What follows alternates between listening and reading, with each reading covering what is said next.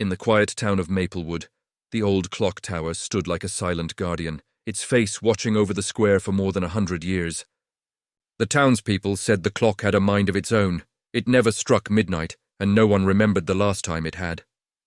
Some called it broken, others whispered it was cursed. But for Emily and her best friend Jack, the tower was the greatest unsolved mystery in town. Emily was the curious one, always asking questions, always searching for clues. Jack was quieter, but he had a sharp mind and a knack for solving puzzles. The two had spent countless afternoons peering up at the tower, wondering what secrets it held. But they had never dared to go inside, until the night Emily found a strange envelope slipped under her door. The envelope was old, sealed with red wax, and inside was a single piece of parchment. The handwriting was elegant and old-fashioned. "If you wish to know the secret of time, climb the tower at midnight's chime, but beware the riddle, for only the wise will see the truth before sunrise." Emily's heart pounded as she showed the note to Jack.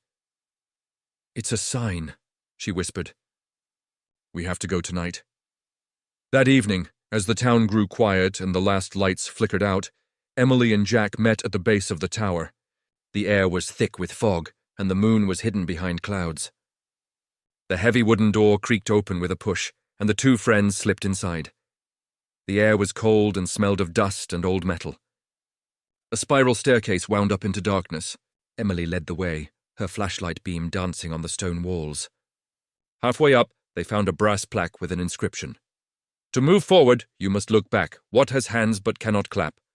Jack grinned. "That's a clock." As soon as he said it, a hidden panel slid open, revealing a narrow passage. Emily squeezed through first, her heart racing. The passage led to a small room filled with gears, cogs, and a single ancient chair. On the chair sat a dusty book. Emily picked it up and opened it. Inside was another riddle. "I mark the hours, I keep the pace, but when I stop I lose the race. What am I?" Jack thought for a moment.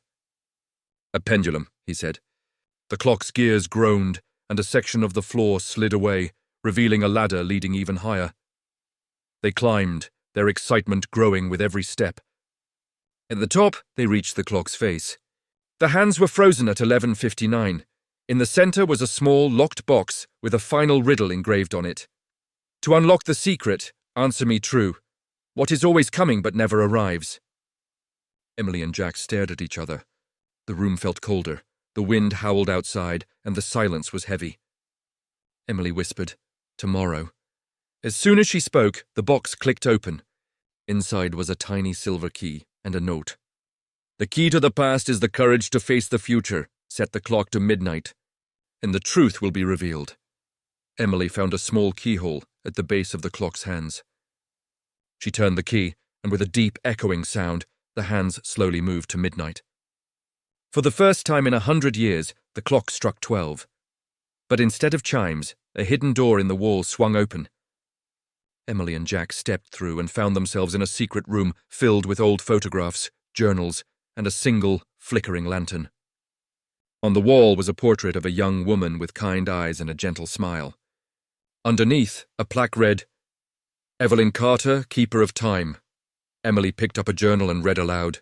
It told the story of Evelyn, the clockmaker's daughter, who had hidden the town's greatest secrets in the tower to protect them during a time of war. She created the riddles so only those with true curiosity and courage could find the truth. The friends realized the real treasure wasn't gold or jewels, but the stories and memories of Maplewood's past, stories of bravery, hope, and love. As they read, the lantern's light grew brighter and the room felt warm and safe. When they finally left the tower, the first light of dawn was breaking. The clock now ticked perfectly, and the whole town would soon hear its chimes for the first time in a century.